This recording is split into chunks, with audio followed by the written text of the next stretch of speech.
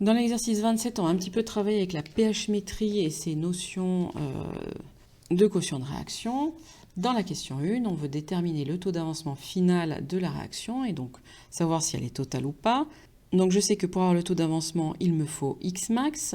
Et bien ici, vu l'équation qui m'est donnée, X max, je n'ai pas bien d'autre choix que proposer la quantité de matière initiale en AH solide.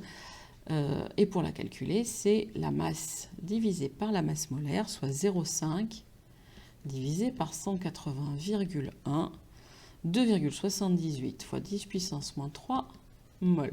Pour trouver XF, ben, c'est pas compliqué, on me le donne, c'est 4,58 fois 10 puissance moins 4 mol.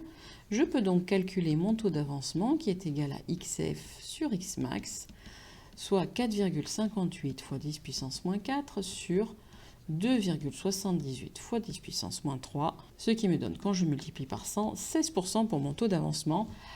La réaction n'est donc pas totale, vu que c'est plus petit que 1. Dans la question 2a, nous allons exprimer puis calculer le quotient de réaction à l'état final. Eh bien, vu que HA est solide dans les réactifs, mon quotient de réaction, on est réduit vraiment à sa plus simple expression, concentration en HA sur C0. Je le calcule. Alors c'est QR1F à l'état final, je le précise quand même pour ne pas m'y perdre. C'est donc 4,58 fois 10 puissance moins 4 divisé par le volume de la solution, 25 ml, 25 fois 10 puissance moins 3, divisé par C0, c'est-à-dire 1. Mon quotient de réaction est de 18 fois 10 puissance moins 3. On me demande d'en déduire la valeur de la constante d'équilibre. Eh bien là, on a atteint l'équilibre. Et je sais que à l'équilibre, mon quotient de réaction est égal à la constante d'équilibre, soit 18 fois 10 puissance moins 3. Dans la question petit c, on nous demande de lister les espèces qui sont présentes. Et bien si je fais le tour, j'ai un petit peu de tout. Vu que ma réaction n'est pas totale, j'ai de l'eau, forcément, c'est le solvant, mais j'ai aussi de l'acide sous forme solide et de l'acide sous forme aqueux, vu que j'ai un équilibre qui se forme. Dans la question 3, je vais écrire la réaction acide-base, donc que l'on note 2, entre HA aqueux et l'eau. Donc HA aqueux plus H2O liquide va donner A moins aqueux. Pour l'instant, je mets une flèche simple, tant qu'on n'en sait pas plus. H3O plus aqueux. Alors que se passe-t-il quand on rajoute de l'hydroxyde de sodium? Donc si on rajoute HO-, alors on va consommer HA, vu que HO- va réagir avec l'acide.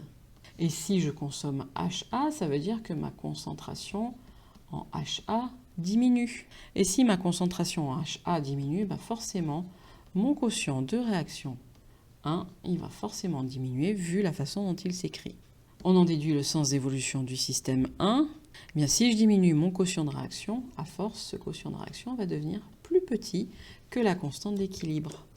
Ça signifie que la réaction va évoluer en sens direct.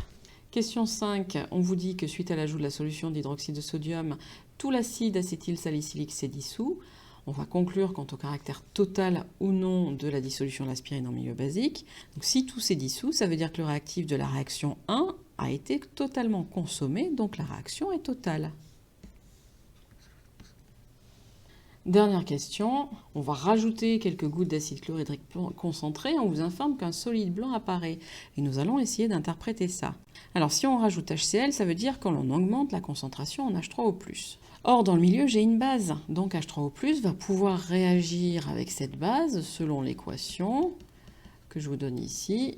On va donc reformer du AH, la concentration en AH augmente. Et si la concentration en AH augmente, ça signifie que le quotient de réaction 1 va également augmenter. Et il va augmenter jusqu'au moment où il va devenir supérieur à la constante d'équilibre K. À ce moment-là, la réaction 1 se déroulera en sens inverse. On reforme AH solide et donc on voit apparaître un précipité dans le milieu.